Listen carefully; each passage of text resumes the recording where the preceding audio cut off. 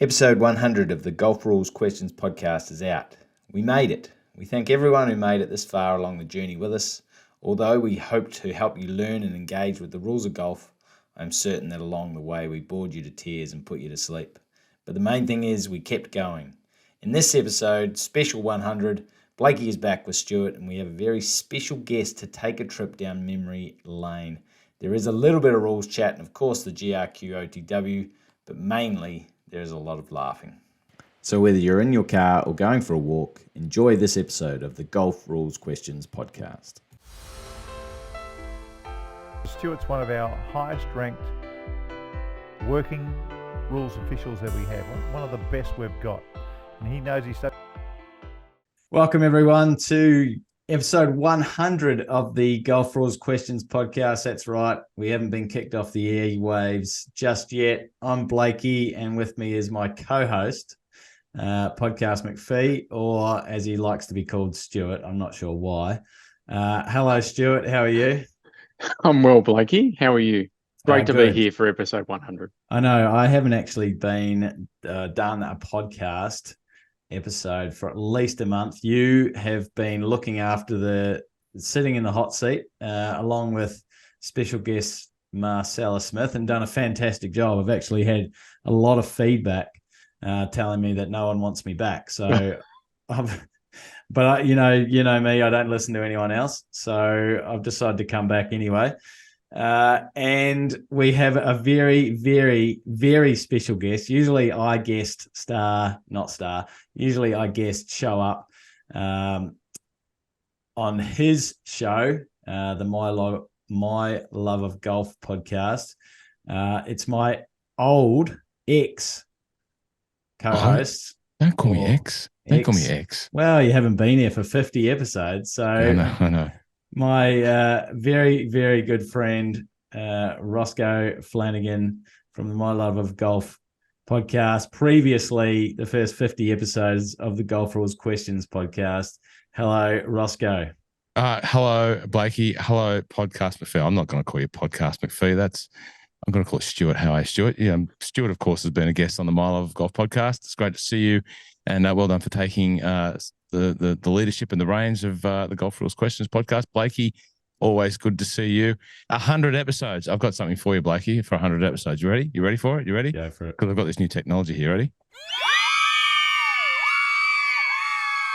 There you go. There's a bit of a cheer from the crowd for 100 episodes. Well done. Did you ever think that when we kicked this off back in June 2020, COVID times, both sitting around wondering what we can do with this burgeoning golf rules space that you had created, that we would be sitting here at 100 episodes down the track, having a bit of a party? It's great. Well done. Absolutely not. I mean, what were we thinking in that first 2-3 episodes? Where was this going to head? I don't know. I was running out of stuff to say after the third one, wasn't I? Well, for me, I saw all of the great things that you had created through your career and passion for the golf rule space. And I thought, it was a great body of work. You had put a lot of time and a lot of effort to creating a following.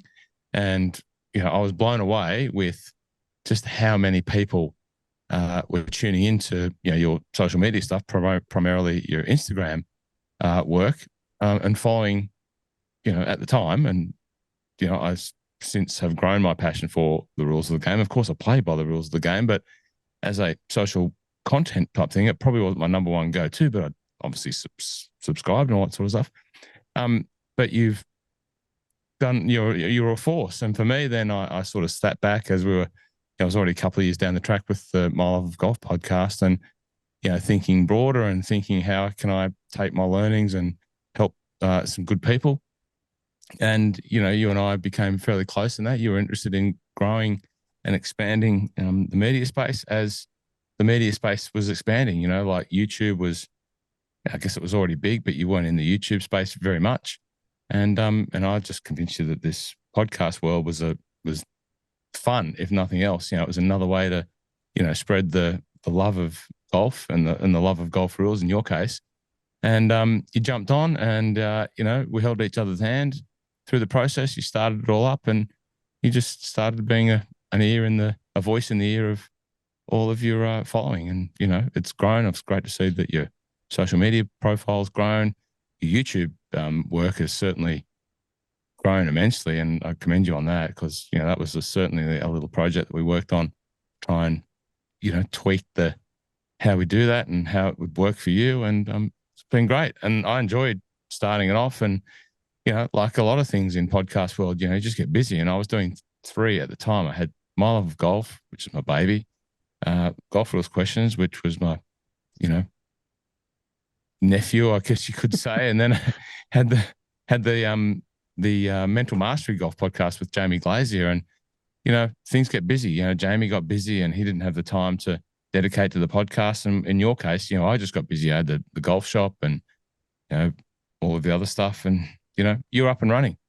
And then you found, your great help with Podcast McPhee here. And you don't need an old hack like me, pushing buttons. So, I was happy to sit back and listen in, just to become one of the fans, one of the many.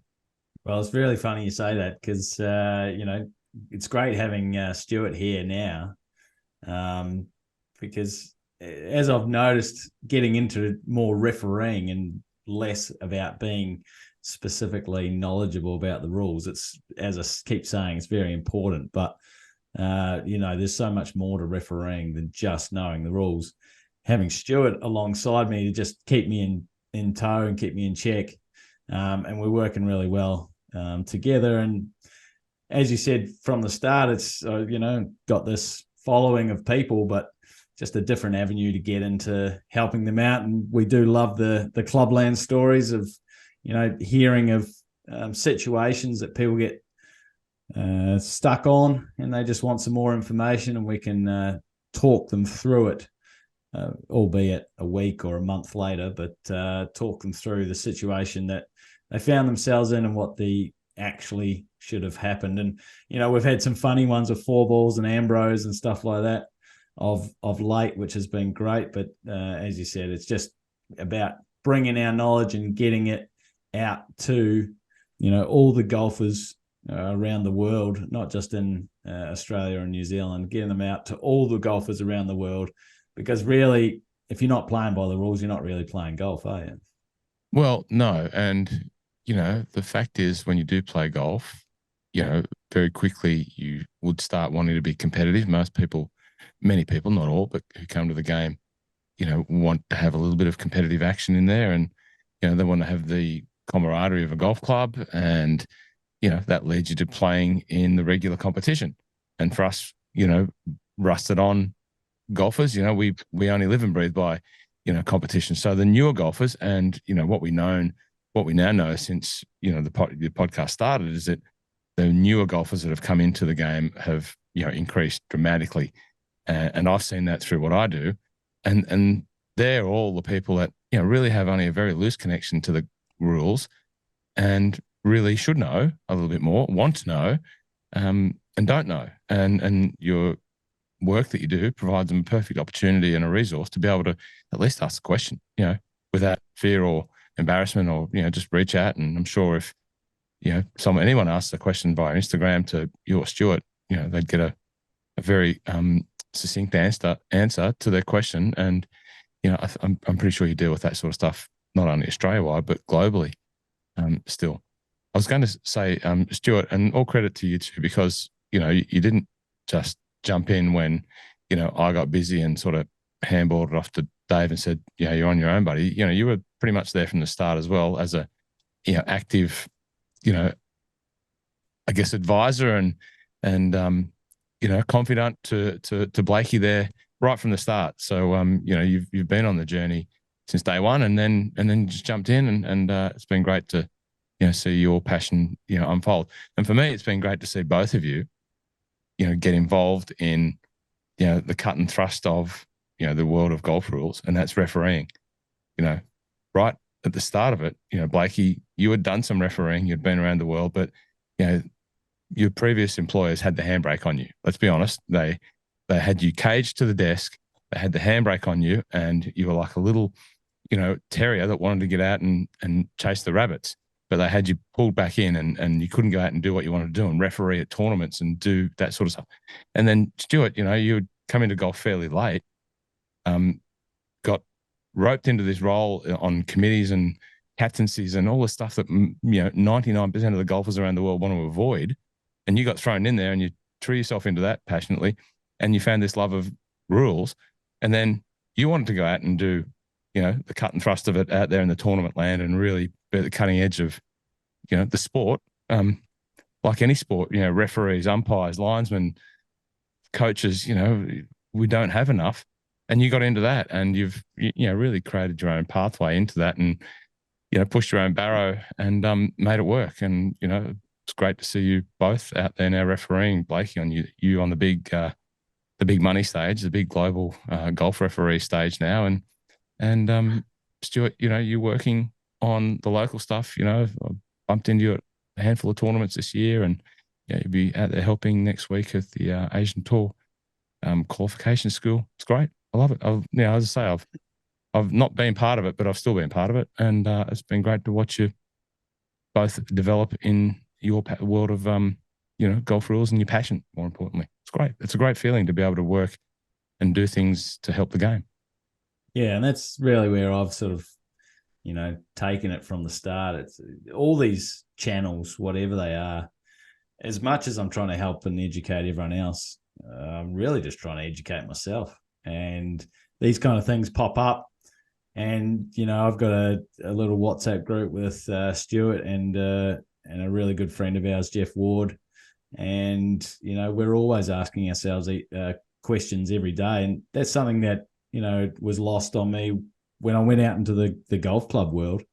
I didn't, I wasn't keeping my rules knowledge up to scratch, which was something that didn't like. I really enjoy the knowledge that I'd, found through golf rules and helping people out.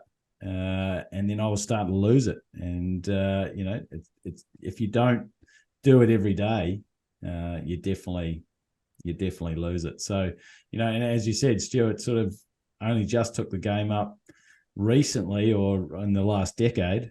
And then he's of that similar character where he needs to know everything about the rules, like me, so not giving you any shit there, podcast, but because you don't want to be embarrassed when you turn up on the first tee or the second tee or the third green, when you should be on the second tee, and you're not in the right spot. Stuart, I'll ask you, what's your version of the journey, to be sitting here as I apologize, tend to talk a lot. So if I've already overstepped my welcome in the talking department and shut you out a little bit, I apologize. But what's your, story of the journey from, episode 0 through to episode 100? Yeah, I was going to say thank you. And thank you very much for your kind words too, Ross. And I also echo what you said. And I think the important thing is that now Blakey's doing what he really wants to do. And that is obviously still help people and educate, but be on course and apply that stuff for real and hopefully at the absolute highest level. And he's on that pathway to do that. I think one of the things about the podcast is it keeps us on our toes. And then Blakey knows the audience. I know the audience pretty well, but Blakey knows the audience very well because he gets a lot of feedback and a lot of responses through the various channels. And I think it's rewarding for us to know what our audience is made up of.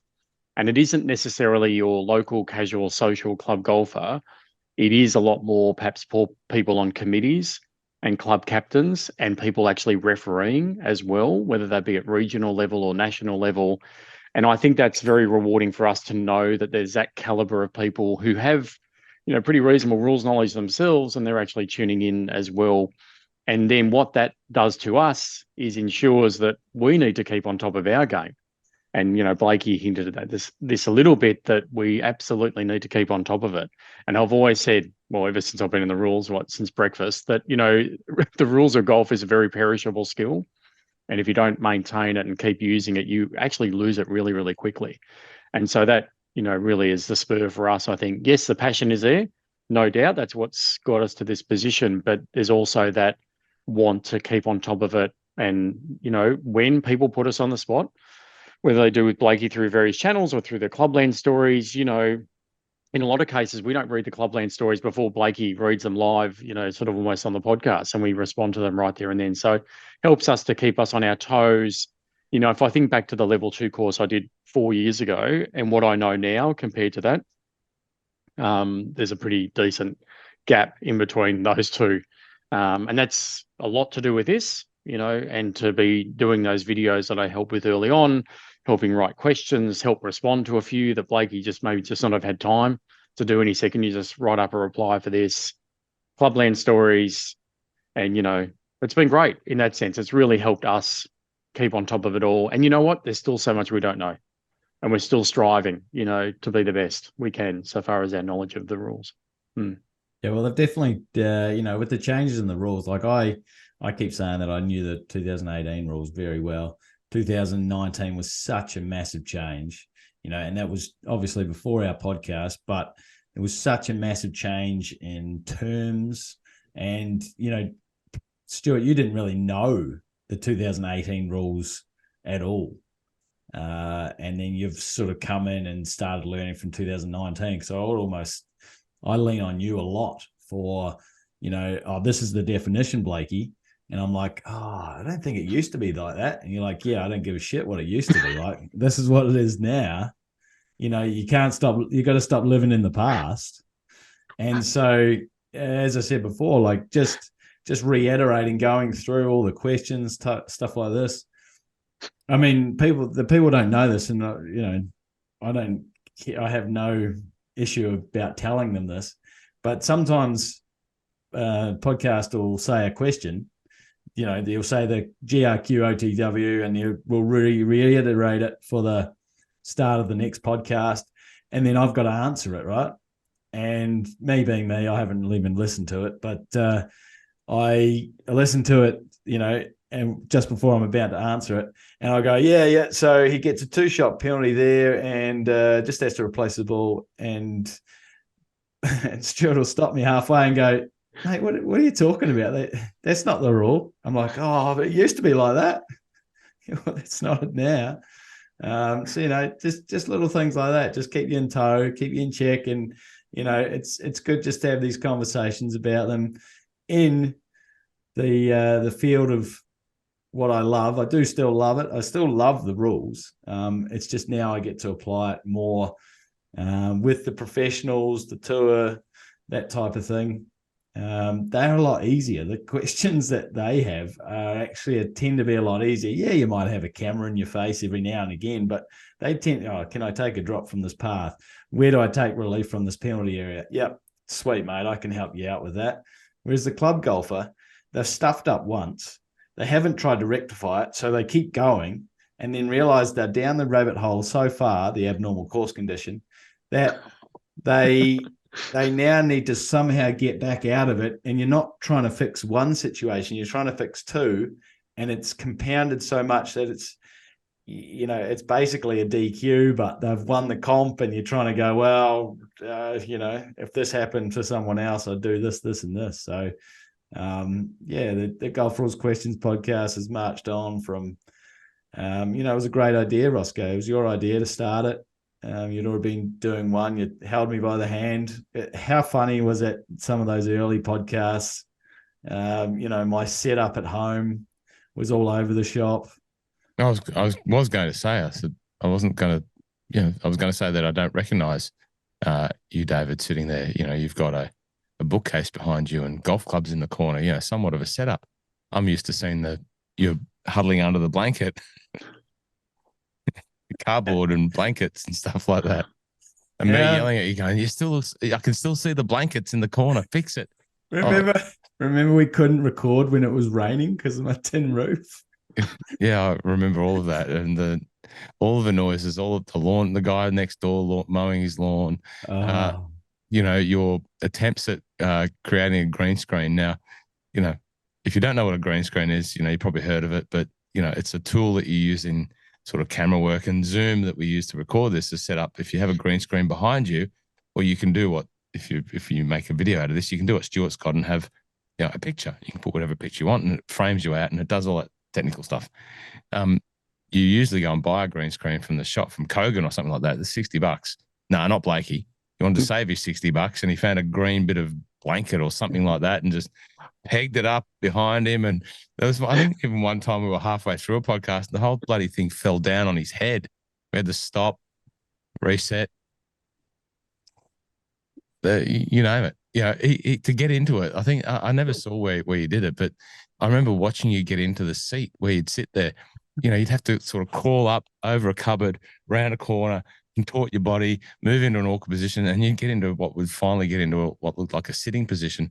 You go, right, are you ready? Said, yeah, mate, I'm just watching the bloody contortion show here. But we got there in the end.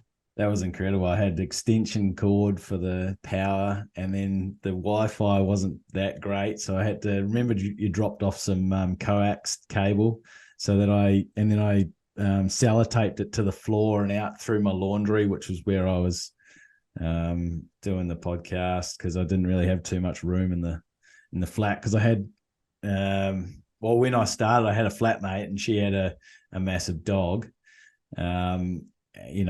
Sort of was trying to stay away from that area for, the sounds and stuff like that. And then, my girlfriend moved in with me and I still had the flatmate and the dog. So I was trying to just find the absolute furthest place within the house or the unit that I could be to get my own privacy. And then, but now I've moved to sort of somewhere else. I can get my own room and own office.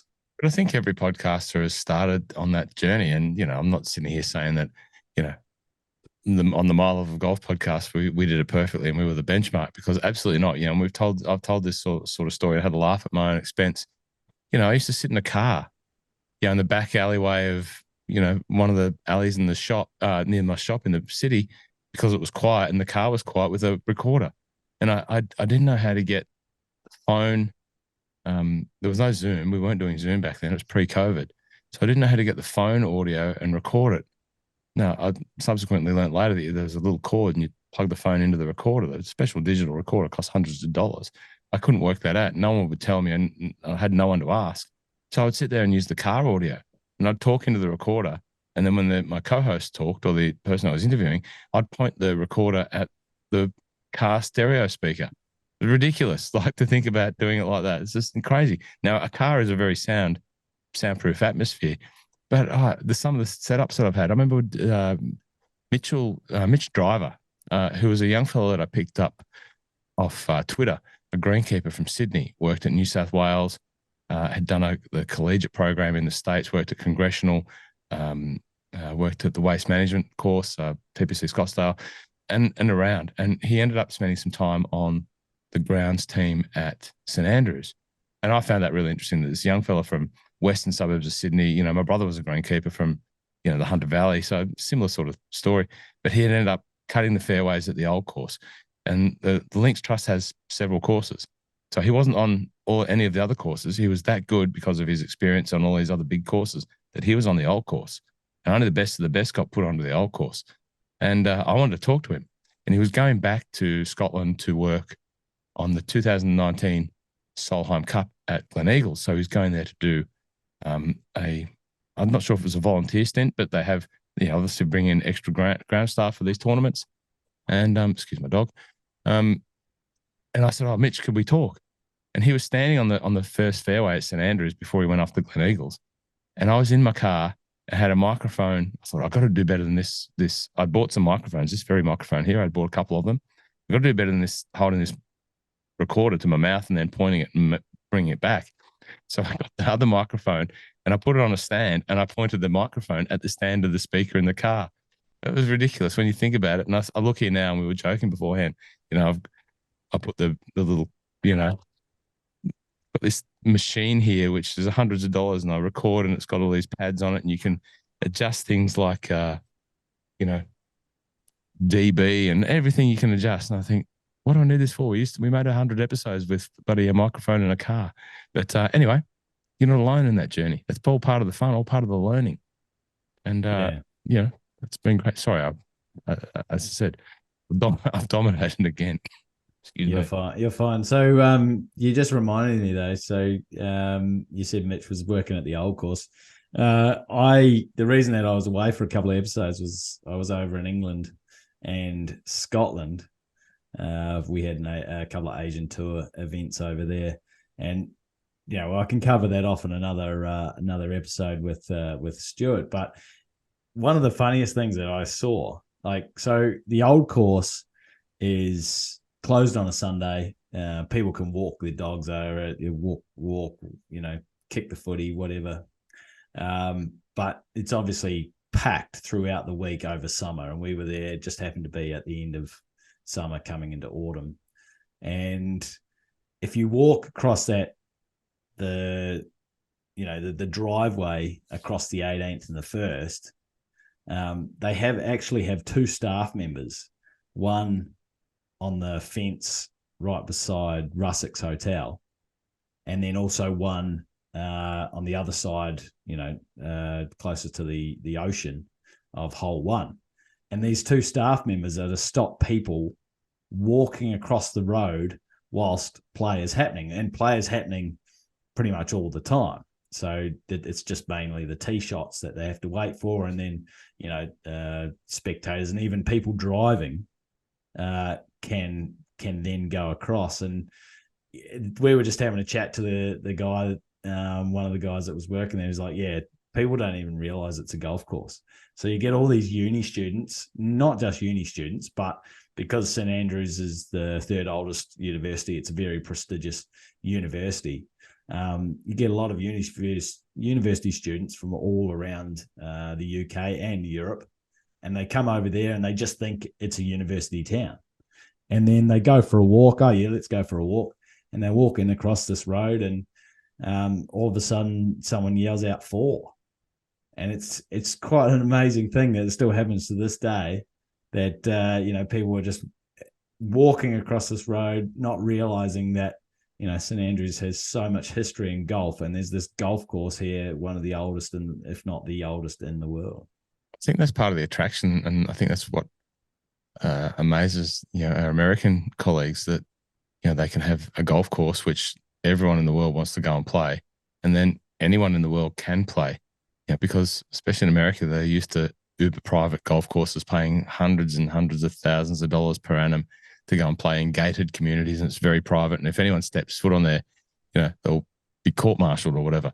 But no, you go to Scotland and it's a different place, and there's some different laws. And one of those laws in Scotland is the right to roam, which basically states, and I don't know it 100% word for word, but the pretense of it is that you as a public member can roam on any land without encumbrance.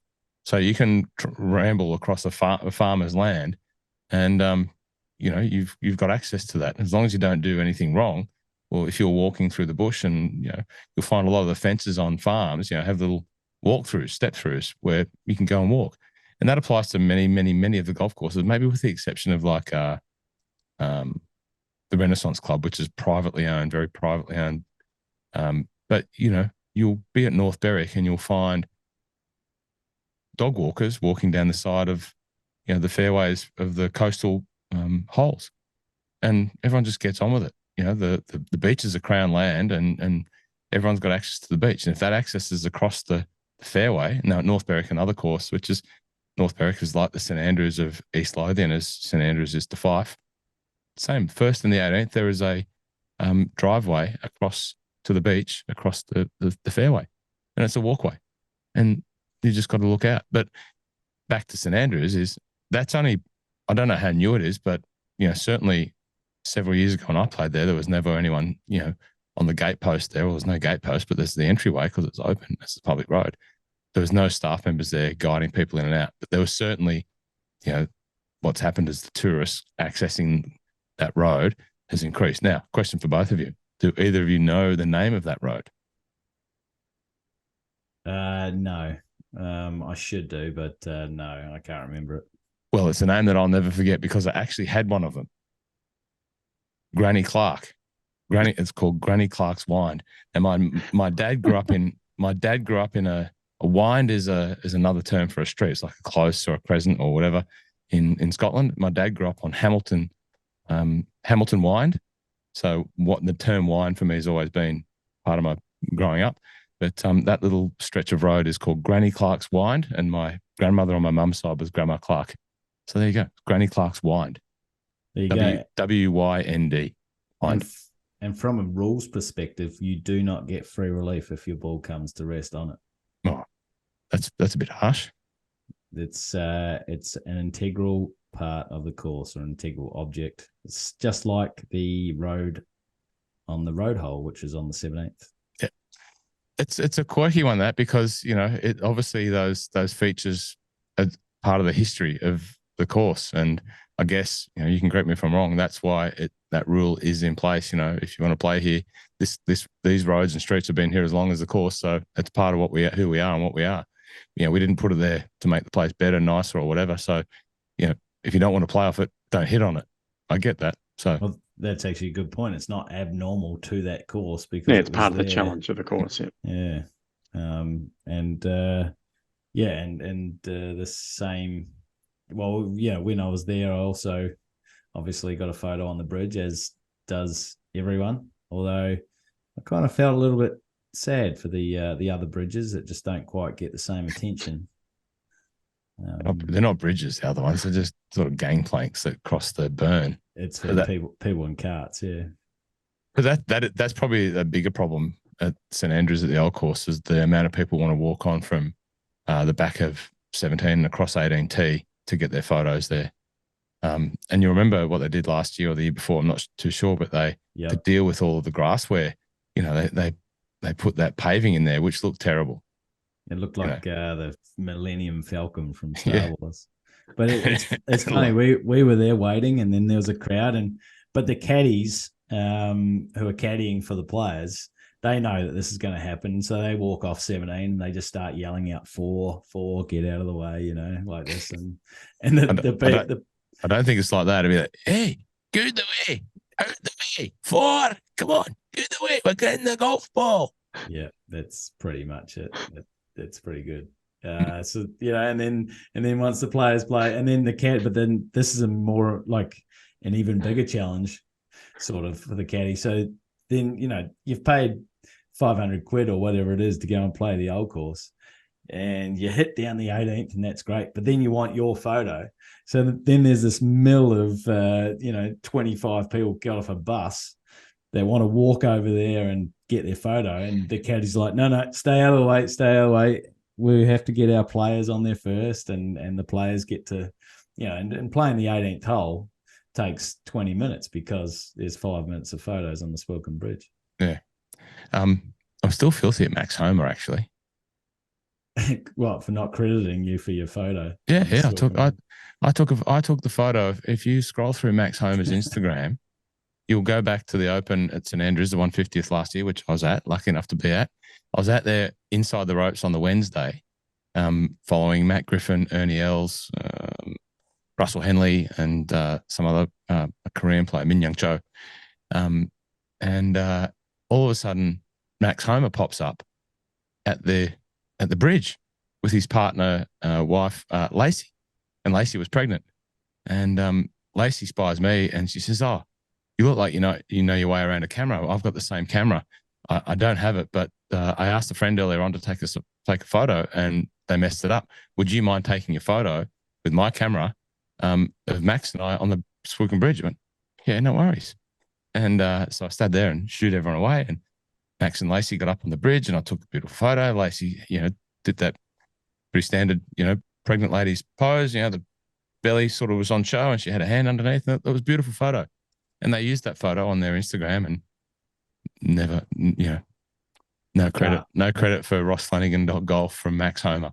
I can't believe they didn't even invite you to the Ryder Cup. I can't. I'm outrageous. Simply as a thank you for what you've done for them. But anyway, it was a lot of fun. It was good fun to, because my former co-host Rocket was pretty much a Max Homer fan since back in his college days, and it was, my only instruction was from Rocket was to get a photo with Max Homer, and I thought, yeah, okay, as if that's going to happen, because obviously you can't walk around a golf tournament and asking people for photos, especially when you've got a little bit more access, And it was like Max Homa just turned up. It was meant to be.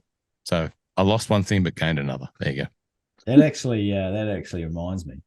Last time when you were co-hosting with me, before you departed, Bailed.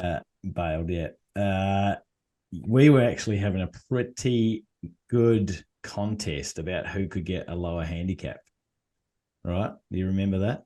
No. Well, I do. Oh, okay. And I ended up, beating you at the end of 2021 to having a lower handicap. I think I was a 4.1 and you're a 4.4 or something like that. Anyway, we can go back through the history. I mean, I've got all your history anyway, so I know it off by heart. But I can only hear the crickets, mate. Have you haven't been playing much of late? I've noticed. Yeah, well, because you breached my privacy and you've got access to the data, and you follow me, you stalk me online for my golf handicap, and then every time before, it's like a minute after the score's been. I don't know what you can do to manipulate the system. What you did there back at your previous employment, it must ping. Oh, Ross has put a card in. I get nervous when I feed the card into the machine. Oh, it's an app now. Blakey's going to be watching. So you're handicap shaming me. I can calculate it before it even goes through the system. No, that's not true. But handicap. No, but I can tell you. I'm playing golf tomorrow, and you can say, well, by the time you finish, you'll be off 4.6. You've already calculated it before I play, because through the stats and your computation of your analytical mind that I'm going to have somewhere between 30 and 34 points. And you're going to say, well, it's going to put you back to 4.7, and I'm going to be 0.5 ahead.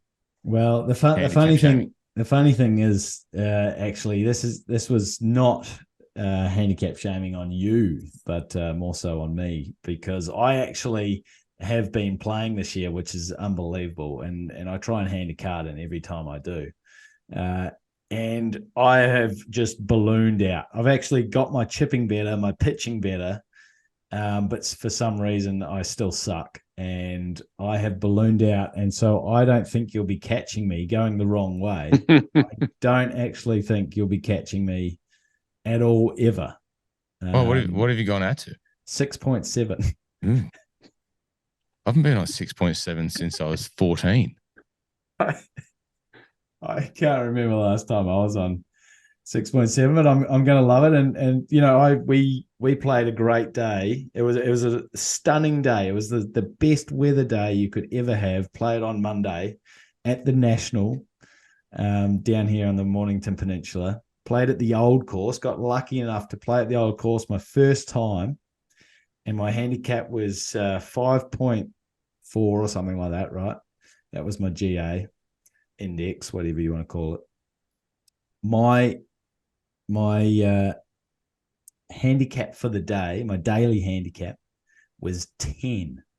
Really?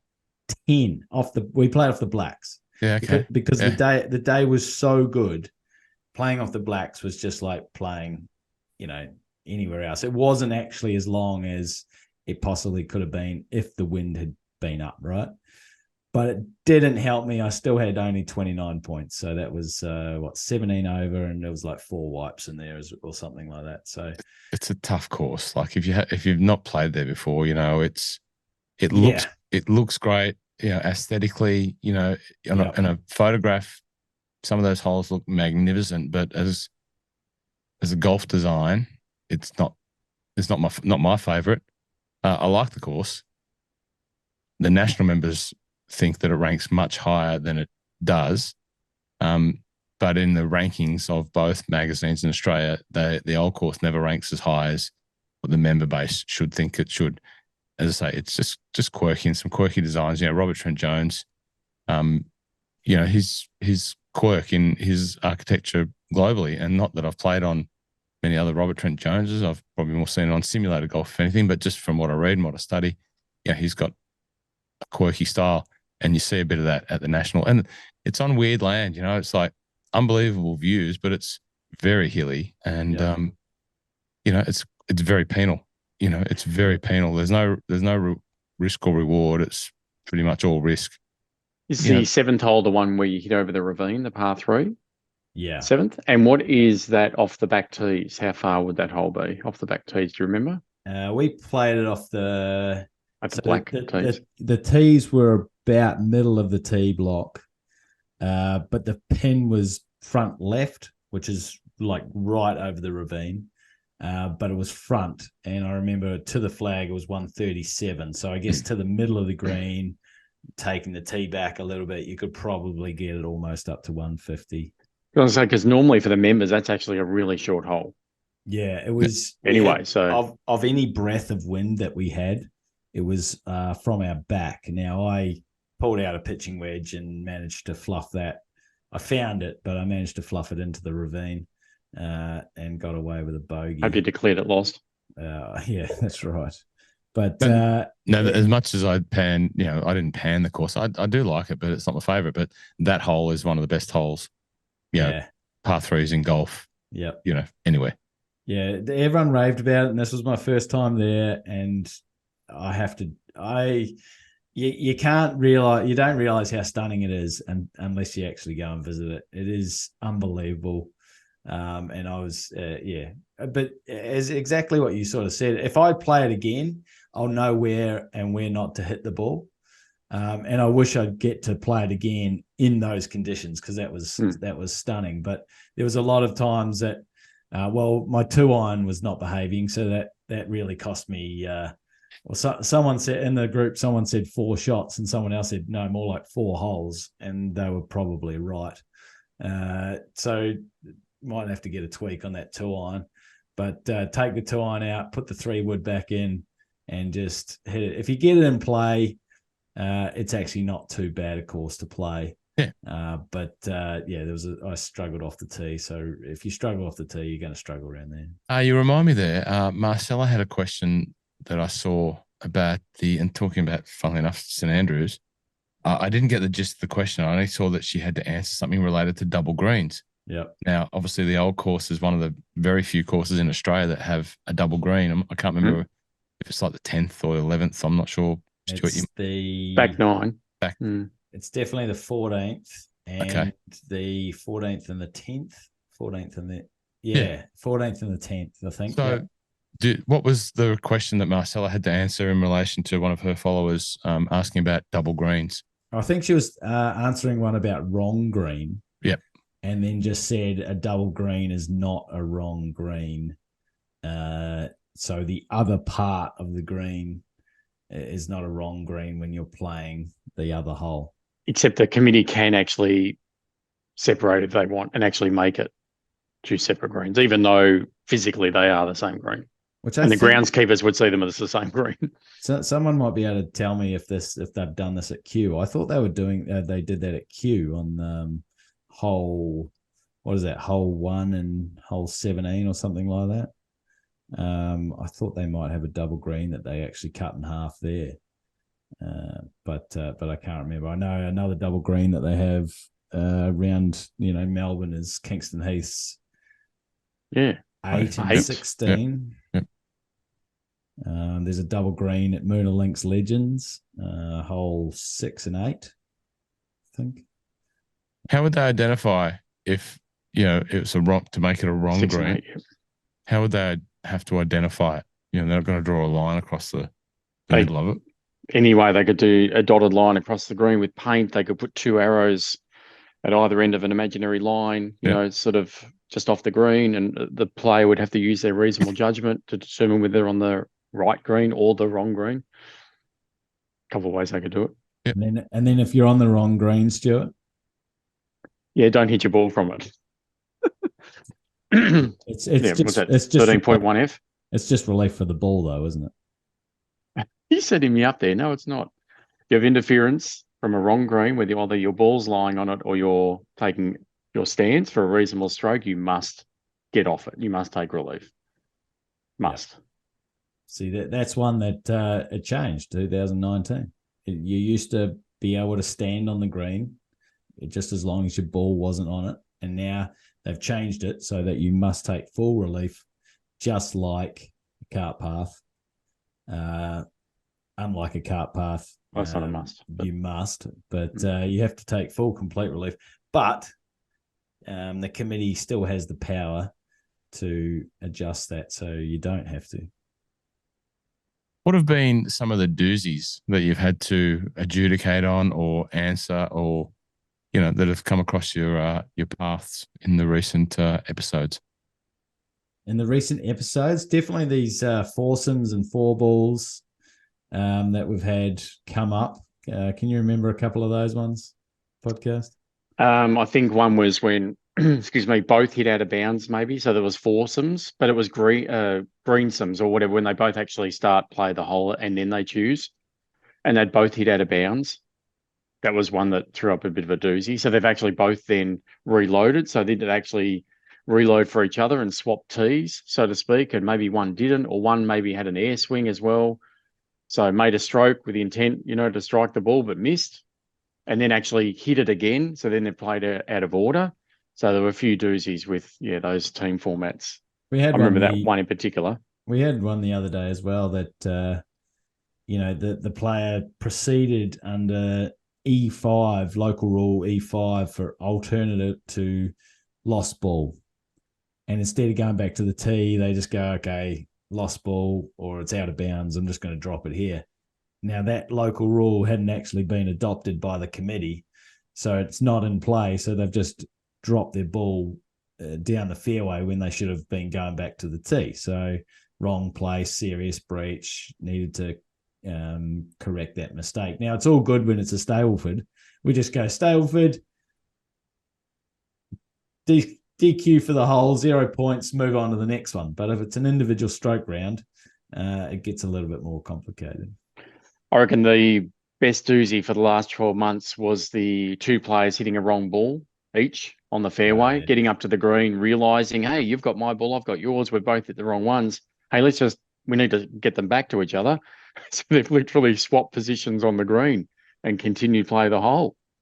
So now you got no one liked our ruling, but you got advice from the USGA about that one, didn't you? I did, and it was in our favour, which was a good thing. So it was a wrong ball and a wrong place. Right. I mean, they were DQ'd because they didn't fix the wrong ball. And they started play the next hole. That was the issue. Yeah.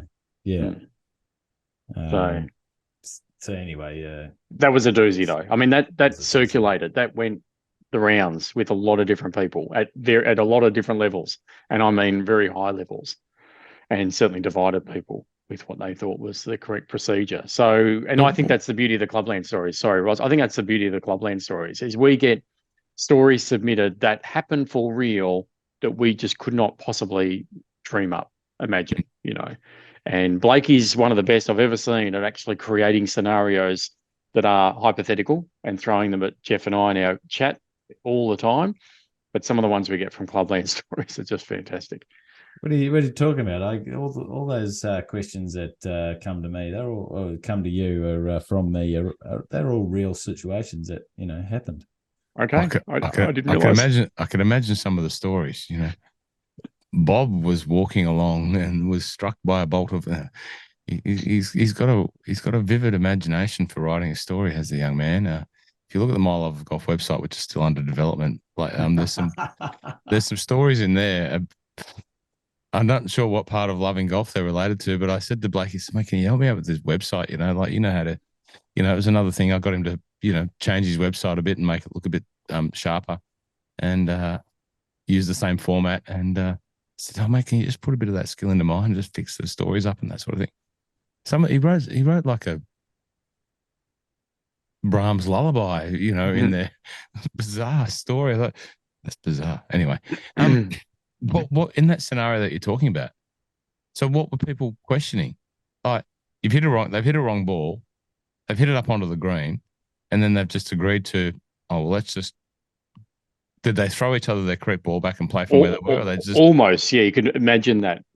Figuratively, they've gone, hey, we need to swap. So, hey, here you go, and take it back, and literally just swap position, because I hit that ball to there. So, so the correct procedure for a wrong ball is you need to correct it. You need to go back and correct it, and you need to If someone else has hit your ball as a wrong ball, then you just grab it or another ball and put it on the spot where it was. If the lie's been altered, that's another thing you need to consider. If someone hasn't hit your ball as a wrong ball, but you've hit one, well, you need to go and find yours because it's somewhere on the course. So you need to correct that mistake. But the issue was, whether you replace that ball or drop it. And the correct procedure is to replace a ball on the spot. Then the question rose, well, what if you dropped it, not knowing that you had to replace it on the spot? And someone said, well, you haven't corrected it correctly. You haven't 100% satisfied that requirement because you haven't replaced the ball on the spot. But others would argue, and we did, that but the intent is quite clear. They've made an effort to correct the mistake. They just didn't follow the exact correct procedure. They dropped rather than replacing. And in the case on the green, they attempted to correct, no doubt. They realised, hey, this is not right. We need to correct this. The way they did that was to put another ball in play, clearly in the wrong place, and then the argument would have come up about being a serious breach because they did it on the green as opposed to needing to walk back 150 metres to correct that mistake. So that threw out just a few different factors that just divided opinion. The more conditions you throw in, the more, webs, the more different opinions you're going to get. Well, it's quite funny with that new language. They've really tried to, I saw the statement on the RNA website, and this goes the same for the USGA. It's they're seeing the new influx of golfers, and yes, the rules are quite tough and can be quite penal. What I would say a challenge. What I would say is it tests your character, but we're seeing a change away from that. People are not really, the young generation don't really want that challenge, to be honest. They want to buy a new driver. They want to smash it down the fairway. They want to feel good about themselves when they take their third mulligan and put it on the green and two putt for a par. Go, yeah, I had a par. Well, you mulligan, mate. No, I had a par. And they don't want to necessarily play by all these archaic rules, which actually establishes what golf is. But no, that's not golf to them. Golf to them is just being able to smash it, make a putt, and have the lowest score possible with the pencil, and feel good about themselves. And so the rules of bowling bodies have gone, well, okay, our rules might have been a bit archaic and traditionalist and catered to, the folk that played it 100 years ago. So let's try and make it a little bit easier. And they've tried, and they've absolutely tried to make it easier. They've tried to make certain situations more, that look more consistent. And in doing all that, this rule book, the pictures are amazing, but it doesn't have pictures everywhere. It's got text. And so you then have to, the referee or the committee or, just Joe Blow has to interpret what all that text means. And that's where, when you change it over, it's like, getting bought out by a conglomerate or whatever. And all the systems have to be merged over to the new company. It was a similar thing. You have to rewrite the rules and rewrite them so that they're simpler. But, these vivid imaginations, say I have a vivid imagination and I'd love to think that I do, but these things actually happen. And they happen and people go, oh, I don't know what to do. And, it was hard in the old rules. It's still going to be hard in the new rules, even if they're simplified. But that is where, experts and passionate people, want to read through it and debate and work out how they look at it and what their interpretation is of it, and then share their thoughts with everyone else.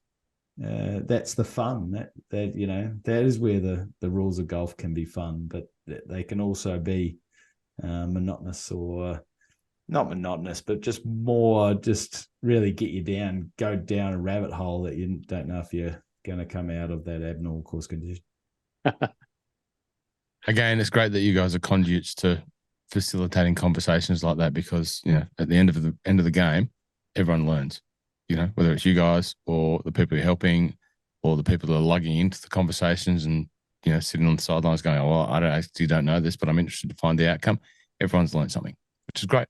Yeah, well, it's interesting that, I get so many every day people saying, oh, I'm not on tour, so I don't care. I don't care about the rules. I'm not on tour. I'm not a professional. I don't need to know the rules. It's like, do you have a handicap? If you have a handicap, you have to play by the rules. Otherwise, what's Ross's 3 handicap to my 8 handicap? Yeah. Well, what does that actually mean? We could actually be the other way around. If Ross never plays by the rules and I always play by the rules, that's not true, Ross, just as an example. But if Ross never plays by the rules and I always play by the rules, well, his 3 means nothing. But we don't know that because we all assume that everyone who plays golf plays by the rules. But these guys are like, oh, I'm not on tour. I don't need to know the rules. Well, it's actually, it's, as I said, knowing the rules and playing by the rules is actually that fantastic challenge that you give yourself, so that that when you shoot a 79, when you break 80, you're like, that's a real breaking of 80, not someone else who's taken 8 mulligans and said, oh yeah, I shot 77 the other day. You've just shattered everyone in America who's broken 80 in the last 6 months, well, at least a good percentage of them, you shattered their dream. You're going, hang on, you're telling me because I get gimmies and I count that I haven't broken 80. Oh my goodness, the world's gonna end in America after this. And as we know, what doesn't happen at club level is when you have the 4 same people playing with each other all the time, and so they let each other get away with all of this all the time. Well, that doesn't help. I'll give you an example now. It goes back a few years, and it goes back to a significant event in the New South Wales golf calendar, the Cessnock Cup, which was a 2-day open tournament in the Hunter Valley. It was a big thing, like all the gun golfers of Newcastle and the Hunter Valley would all come and play at the Cessnock Cup. So one time when I was at home visiting the family, my brother said, why don't we play in the Cessnock Cup? And we'll go out and have some fun. And I thought it was great. I used to do it as a kid all the time. I hadn't played in a sort of serious sort of stroke event like that at that level for a while. Went and did it. Anyway, all my mates from my junior days were all there, and they would do exactly that. They were all playing together. One of them got disqualified because they forgot they were playing in the Cessnock Cup because they gave each other a putt. I said, what do you mean? Billy got disqualified because he gave him a putt. I said, what do you mean you gave him a putt? Well, we just usually play gimmies. I said, hang on, Saturday comp, you play gimmies? Well, it makes sense. It's just easy, don't worry about it. It's just easy, just pick it up. And they were giving each other gimmies, short ones albeit, but they were giving each other gimmies in their regular weekly Saturday comps. And then one of them gave him a putt in the Cessnock Cup in a Varden event and had to get DQ'd. I could not fathom it, that they were playing Saturday. I said, you can't play Saturday comp and give each other gimmies. Why not? We're not playing for sheep stations, like we all know each other, we're all mates. The old classic sheep stations. And exactly. I just couldn't get it. This situation's popped up literally yesterday with, one of those big sports media, the funny sports media outlets. I can't remember their names. But these guys are playing a scramble, or as we know, an Ambrose. And, as everything happens on the internet, it gets posted, and there's this argument similar to podcast and I's argument on the putting green once. I think we filmed that one at Eildon Golf Course. Anyway, this scramble thing, a couple of 2-on-2 scramble, I believe, and someone's putted it, missed it, and the other guy putts. He's in the scramble and he holds it.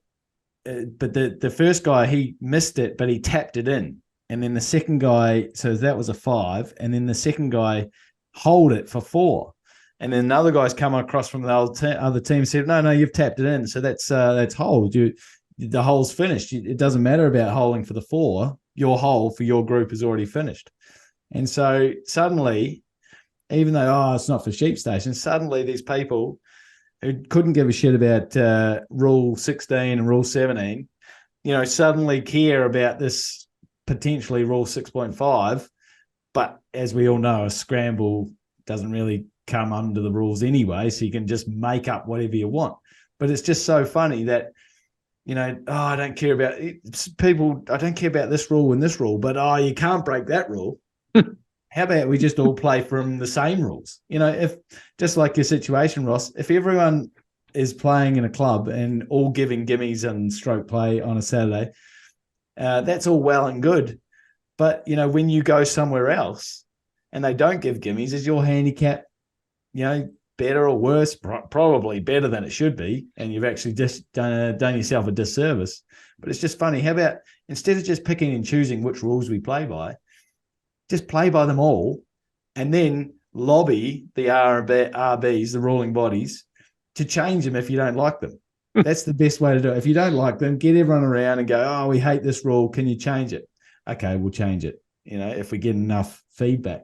But don't just pick and choose. Just play by them all. They're not that hard to play by. Question in relation to your example there, the two-person Ambrose. Now, I've played plenty of two-person, four-person, two-person Ambrose, corporate golf. But they will declare, we're playing tap-ins today, which is what that person effectively did. They missed the putt. It's within tap-in distance. They've tapped it in. If the next person doesn't sink it, well, they're already in. So it's a pace to play thing. It's makes sense to me. But is it? Yes, Ambrose. You can make up rules, as you said. Is that really something that has to be declared beforehand? Today, okay, you're playing a shotgun start, off you go. And today, remember, we're playing tap-ins. So, if you're sink your ball, that can be counted as the hole to save everyone having a putt from a millimetre away or a foot away or whatever. Yeah, getting ball markers out of the way and stuff like that. Yep. So does that have to be declared, or is that just a given that when you're playing Ambrose, that a tap in is securing the sequential shot after that? Should know one after you get it in. It's definitely there's definitely no default, right?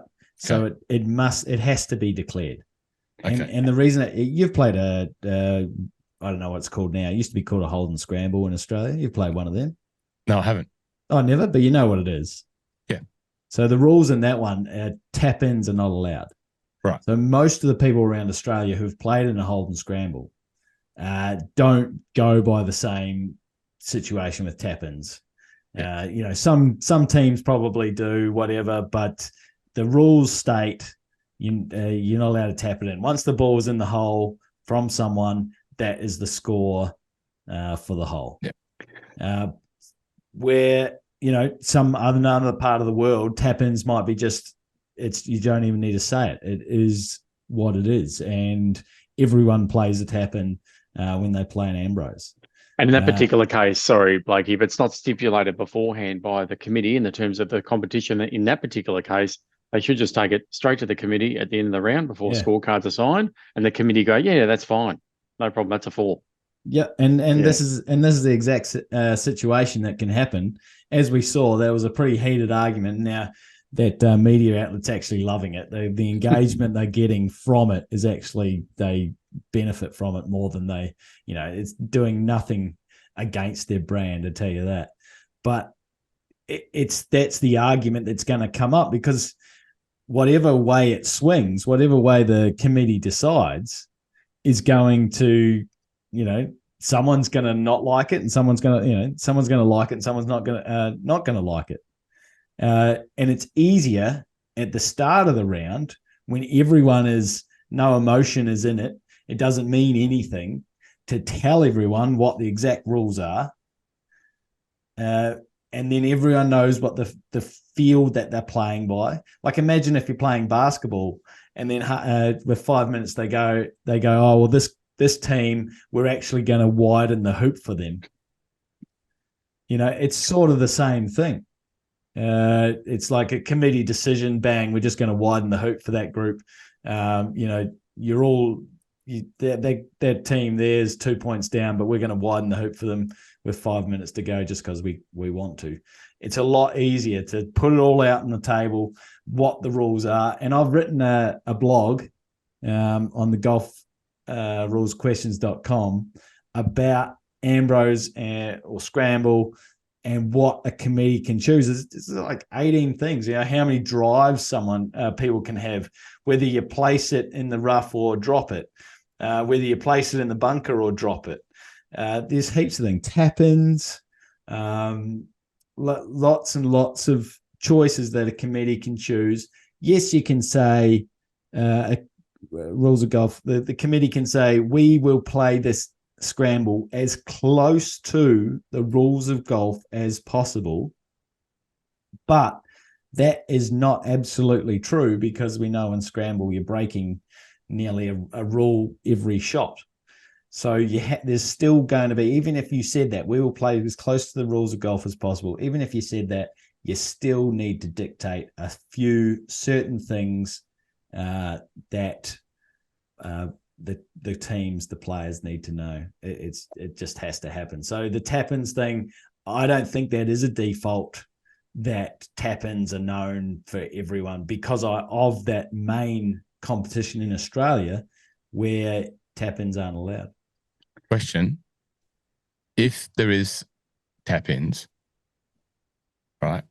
So, and then someone goes up and goes to tap it in, and they miss. What's the scenario then? Yeah. So in that situation, Stuart's got his hand up. I'm going to let Stuart answer this one. Oh, no. Thank you, David. You can shut up for a sec.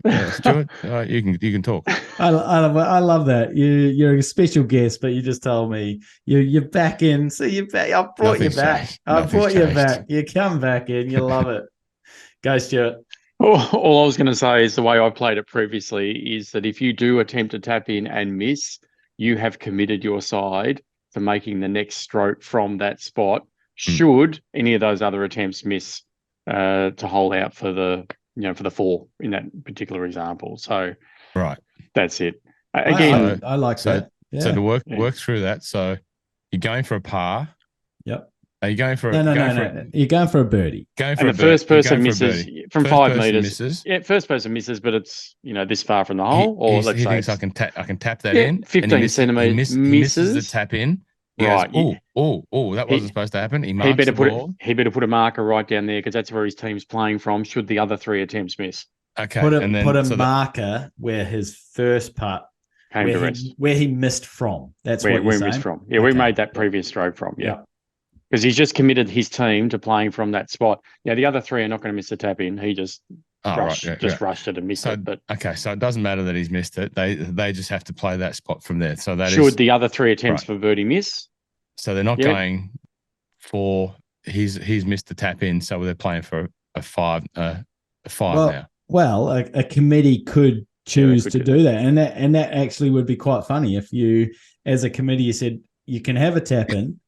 But if one of the people missed the tap-in, you have to all play from there. You miss out on anyone else going for a birdie putt, or eagle or whatever it is. And as we say, the committee can do whatever they want. Yeah, the committee can do it. They just have to do it. It's their competition. They just have to do it before everyone starts teeing off.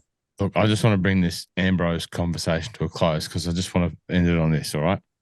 If you're playing Ambrose and it's a corporate day, which 90% of Ambrose days are some sort of charity-related corporate thing, if you turn up thinking you're going to win, have a look at all of the golfers around you, because we're talking about the rules here. You look at those Ambrose results, I'm not sure that everyone plays by the rules. No. Plays by nominates correct and appropriate handicaps. People turn up and it's a bandits game. Get net 55 or something. Yeah, and the winners today with a net score of 47 3/8.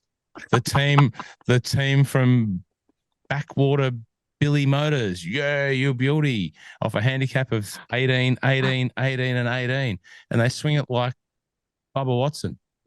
I actually played in an Ambrose last week, and there was it must have been about 8 teams there.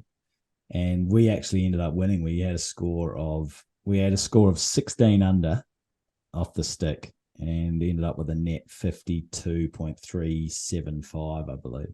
And I can tell you, ladies and gentlemen, with Blakey and Jeff Ward in that team, they played by the rules. I can guarantee that. All right. Did you get beat? Did you get beat? No, we actually won by a shot. Okay. But Must have been on fire then. And this is well, yeah. I started off really good, and then the one handicapper, he came good on the back nine. So Well, and they had advantage your recently inflated handicap to help with that extra shot. So there you go. Yeah. So a two marker playing off 10. I got to be honest, like it was actually just really fun. It was really fun, and I love team golf. I love it. It's we still got to go by the rules, but it is a lot easier to go by the rules when you've got three other people that are going to hit the same shot. So if you hit it out of bounds, you're not going to cop the out of bounds, are you? They are a fun day. Yes, as much as I sort of joke about people, the winners usually, being bandits, they're a fun day. You're usually there with your friends or maybe a person that you don't know that you get to know pretty well by the end of the day. I'll give you a funny scenario. And the last Ambrose event, 4-person Ambrose event I played earlier this year, it's with a group down at PK, and we won the first particular time I got invited to play with that particular person as a sponsor, as an accountant, and we won. So that means you're locked into this team, Ross, from this point forward. And I think I'm now on my 4th return visit, and we haven't won since, and haven't sort of come near winning. So I think my invitation might be passed on to some other golfer next year. Fair enough. But we got to one hole. Where was it? So we're playing 3 men and one of the women members of the club, and we all lost our ball off the tee. Oh, it's unheard of. I've never in all my time heard of that. And I actually stopped. I thought, what do we do here? We all, what do we do here? Do we all have to hit again from the tee? Yeah. And so we're playing our first, second, third from the tee. It was embarrassing. It was terrible. It was one of the worst embarrassing moments, because the group behind us had caught up, and they're looking at us going, "What are you doing?" We're like, "Oh, we lost our ball," because we had to go and look for the balls, and then we had to come back. It was terrible. Now I probably know the answer before you even asked this. Before I even asked this, but who was the last player to play? Oh, I can't remember. It was a while ago now. Because usually it goes in handicap order, and the better golfer tees off last, because they can handle the pressure a little bit. I think it might have been me that that might have sent us into the Magumbi. Did you pull out iron? No. I would have pulled out iron. Not the 2-iron. Did you take 12 minutes as well? 3 minutes each ball. That's a good point. I hate that too. No, they were well and truly lost. I think mine might have been the one that might have had a question mark, but it was PK 12 north. The Hogs back fairway, snake country on the right. So it was embarrassing. It was just embarrassing. There's 2 things that I make sure to try and do when I play an Ambrose, and it doesn't always equal success, but I just like the way it goes about it. So order of play, always have the worst golfer or the worst player for that shot hit off first. Try and give them the least amount of pressure, because, hey guys, we've got 3 more teeing off after you. You'll be fine. Do whatever you want. That's why sometimes I used to go first chipping, because I sucked at chipping. But and I'd always go sort of last with the driver, because I smashed at the furthest after someone had made sure we were in the fairway. So someone's in the fairway, okay, sweet, I'll just go and have a tonk. So that was order of play is always important. And then I can't even remember the other one.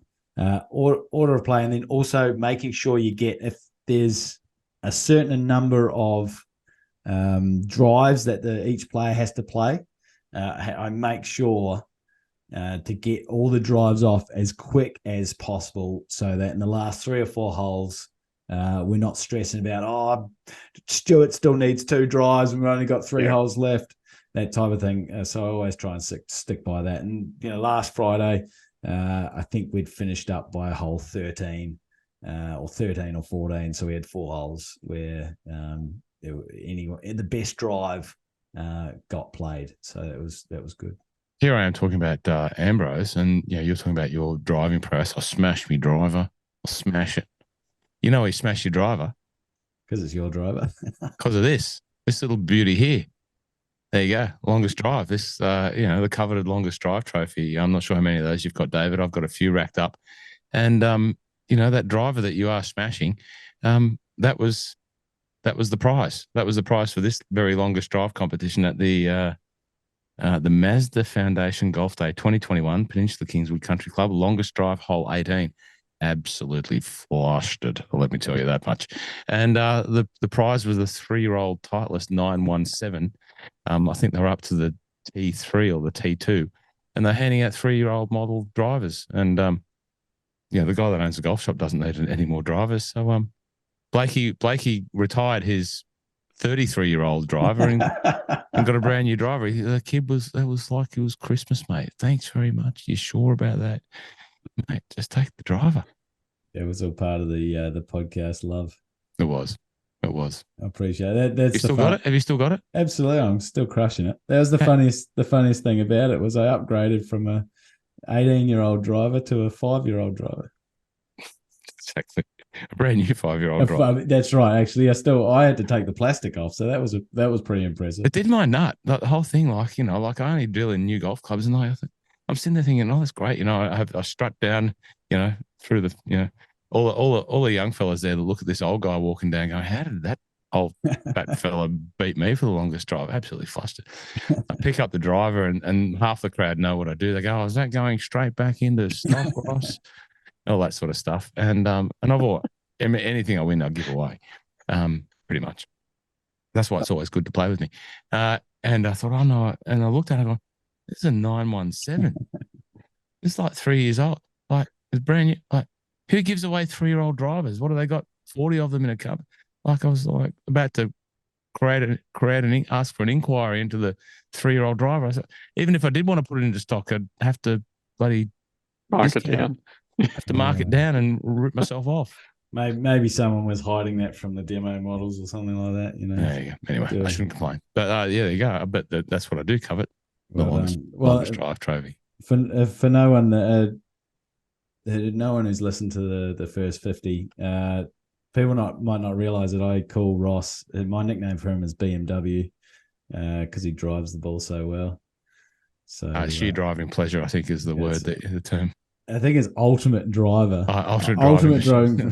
That's it. It's ultimate driving machine. And if BMW would like to sponsor our podcast, they're more than welcome to get in touch with Blakey. Yeah. You probably got a couple parked in the driveway out there, haven't you, Stu? Probably already paying for the sponsorship in your your yearly lease. No, I'm a Mercedes man myself. After 12-year career at Mercedes Benz. But no. What was that? Best or nothing? It's their best order next. The best order next was their saying. Excuse me. Are you still using the intro from old Tom Morris? I'm not. I regret getting rid of it. Yeah, I know. I actually regret getting rid of it, and I might actually ask you if you want to do another one. But did you just give the game away to tell people that listened for all those episodes? They actually thought it was old Tom Morris, but it's actually me. What I meant was I was going to get you to get in touch with old Tom. Actually, I saw old Tom the other day. He was flat out. Exactly, the ghost of. I'm available to do any Scottish accent intros for you. Relevant to the rules of golf. I can record that here. No problems. Oh, very good. Well, how's Fraser, by the way? He's good. The funniest thing about him, for people that don't know, Fraser Nickel, he, during those COVID times, lost his job, and then he actually got into the rules of golf. He lives over in England, the southeast, but he is originally from Glasgow. I think he's from Livingston, actually. I think he's from Glasgow. From Edinburgh. Well, outside of Edinburgh, but yeah. Yeah, because he's a Hearts man himself. No, sorry, I was just teasing him about that Glasgow thing. Okay. And so he, he came up with it, wrote this amazing Excel spreadsheet about all the rules of golf and how you can study them and all the words and crossed it over from 2019 to 2023 and all those kind of things. But he also, like Stuart and myself, got a role as a referee works for the British PGA now, and is using all those skills in the running of tournaments. So he's just like us. He's loving taking that knowledge, taking that skill into the professional game, which we also like to do. So he's going really well. He's so busy. He doesn't have as much time for his Facebook page as he once did. But he's loving this new career change because he was in the travel game for a long, long time. Is he still listening? Yeah, he does. Yep. That phrase. How are you, mate? You all right? You all right, pal? All right. Good to see you, pal. He doubles our listenership, so pretty good. Very good. But I think thank you very much. We better wrap it up. But thank you very much for coming on, Rossco, and hopefully it's not as fleeting as the last 60 episodes or 50. But it's been fantastic to have you on, and give Stuart a break because he's worked so hard the last two. But speaking of Stuart, we need to cover, because we didn't do it right at the start, which will annoy some of those GRQOTWs. Remember, actually before that, Rossco, remember some of those segments that we used to do? Background bingo. GRQOTW. Yeah, no, that was always fun. Stuart, was Ivor? That was Is Ivor still kicking? Yeah, absolutely. Good. Very good. G'day, Ivor. How are you? Good to see you again. And we just ignore the mistakes that podcasts and I make now. It's there's so many that we just don't bother. That was too much work. Yeah. I've sent in like a dossier on all of the correct pronunciations, the correct terms, Spanish names. It was fantastic. I loved it. So here we go. And Blakey is a linguist, so he was great with getting the names right. It just was comedic value for me. Probably I was the only one that laughed, but anyway, we called it the Ivors. It was great. It was actually brilliant. Okay, so we're about to do the GRQOTW. That's the golf rules question of the week. Who's got the question? Well, I'm going to do question. Well, I'm going to do last week's. You happy with that, Blake? We'll go over last. Yep, that's it. We're going to answer it. Okay, we're going to answer it. Good to know the GRQOTW is still going very strong. So the GRQOTW from episode 99. During an individual stroke round, Stuart's ball lies in a greenside bunker on the 17th hole at Wombat Hills. He makes a stroke and the ball flies right over the green and into a red penalty area behind the hole. In frustration, he calls out, "What am I doing wrong?" Blakey, standing nearby, and I should add also a player in the individual stroke round, Blakey says, "Mate, you need to take more sand during the shot." Stuart then rakes the bunker. He walks over to the penalty area, and after considering his penalty area relief options, Stuart decides to proceed under stroke and distance and drop back in the same bunker that he just played from, which he does. Are there any penalty strokes to either player?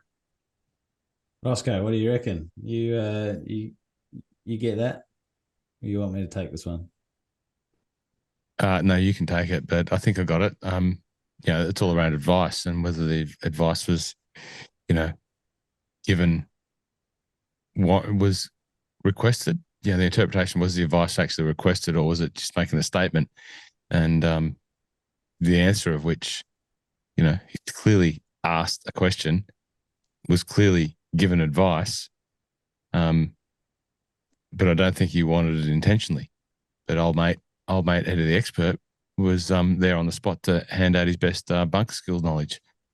I don't know. Do they both get a penalty? Does anyone get a penalty?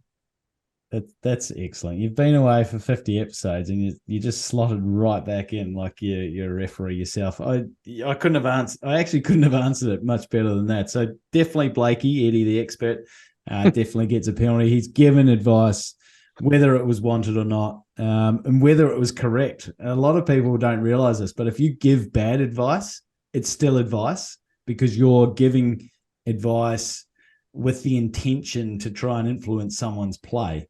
So whether it's, you're aiming out to the left when they're actually aiming right or whatever it was, bad advice still counts as incurring a penalty in this situation. Now, Stuart who yelled out, I need, what am I doing wrong? That he wasn't requesting anything. He wasn't talking to anyone.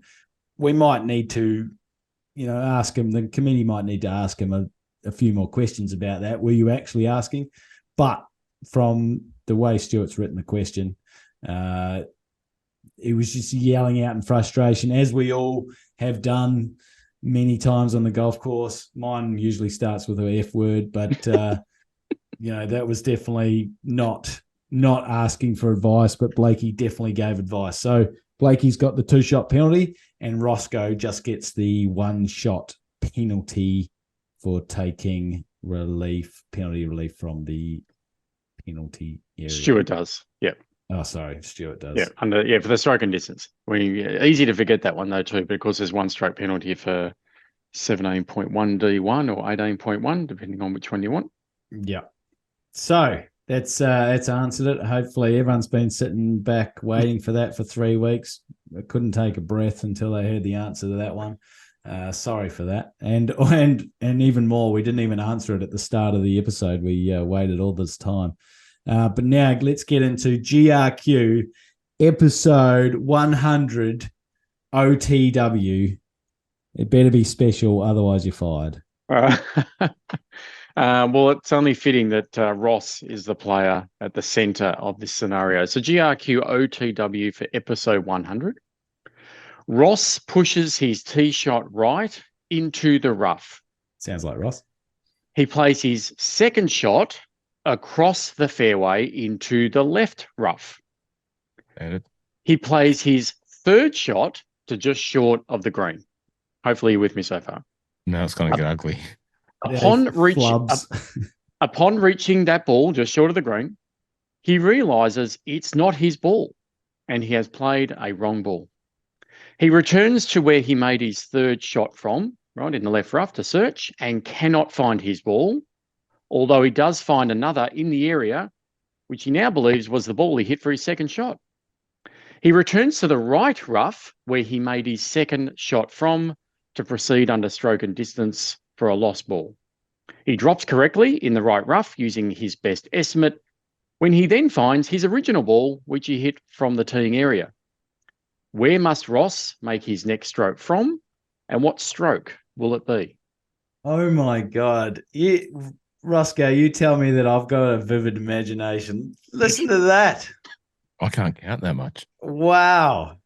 I mean, I'm going to spend all week trying to think of the answer for this thing.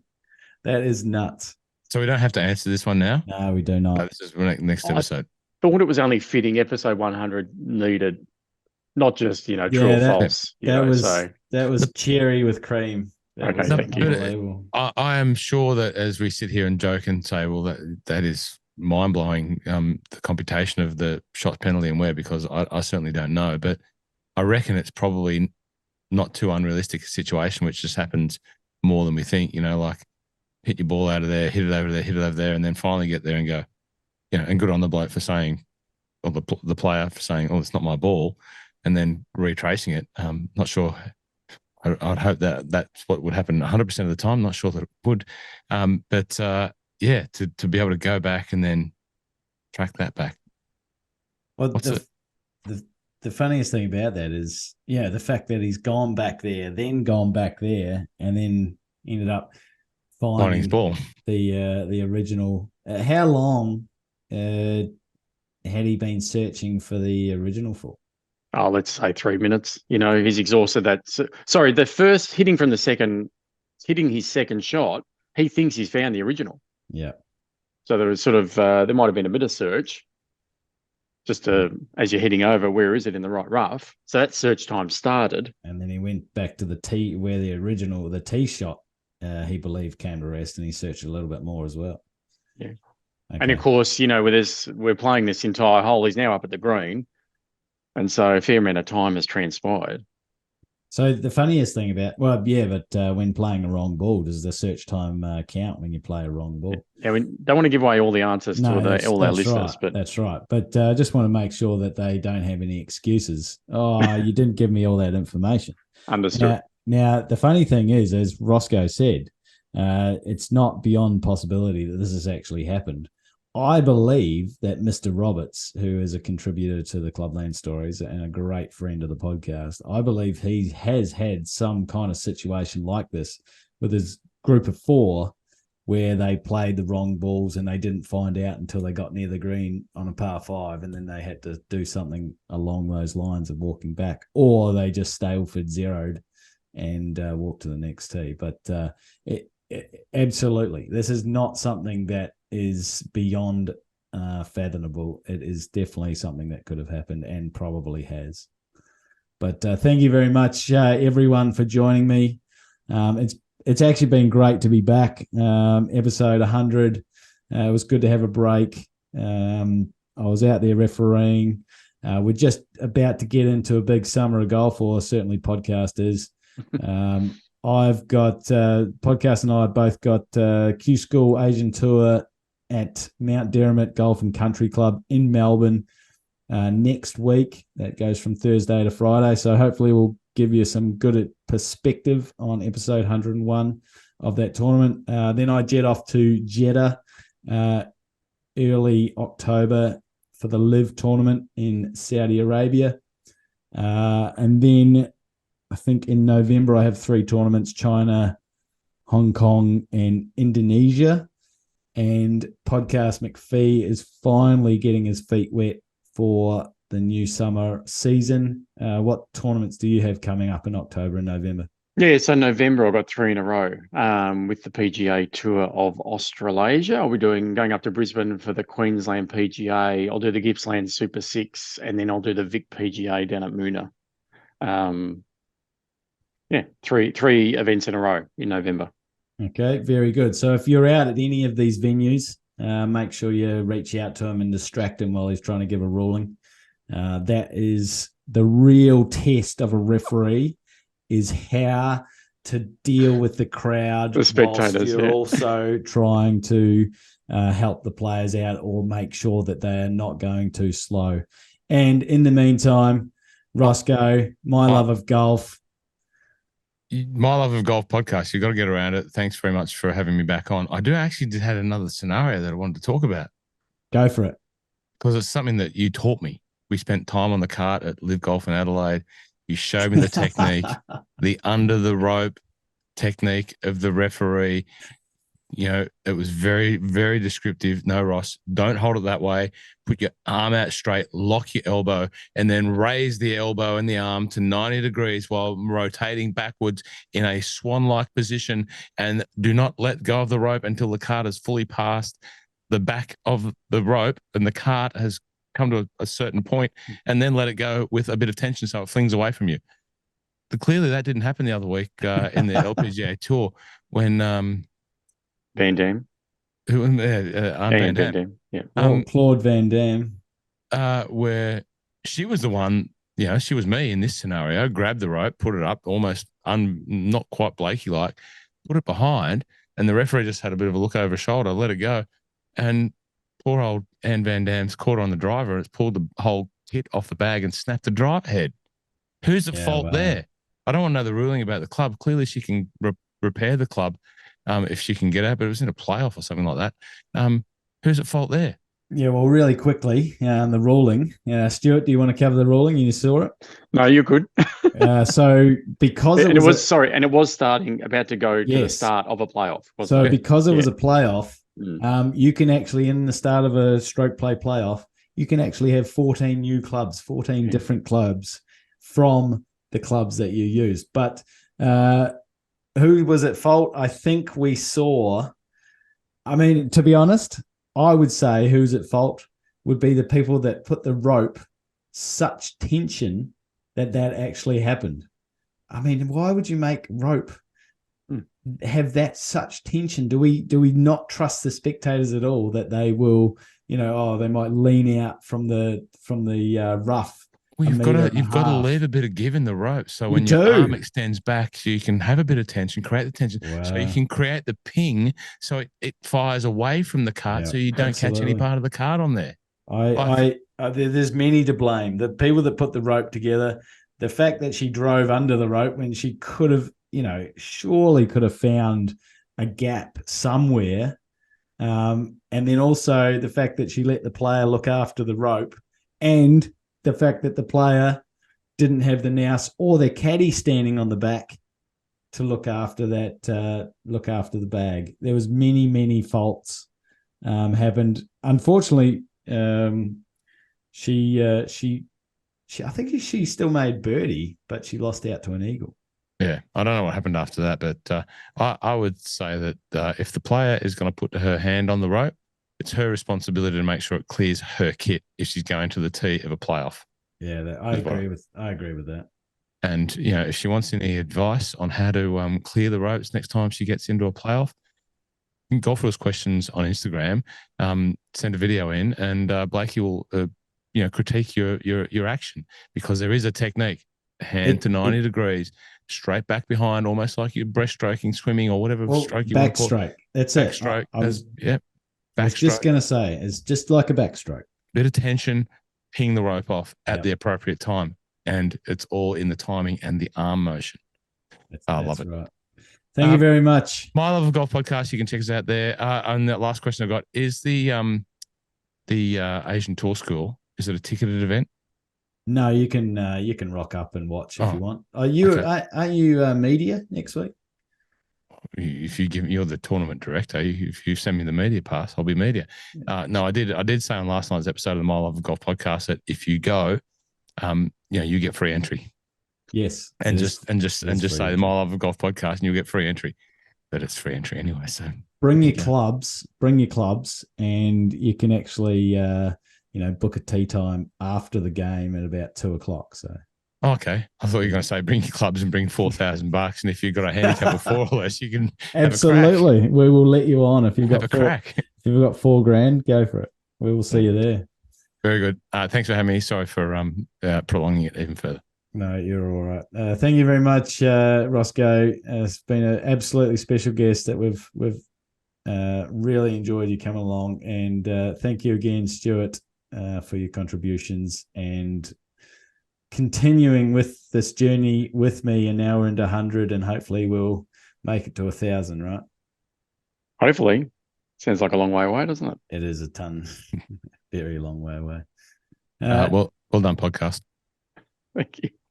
See you, podcast. See everyone else.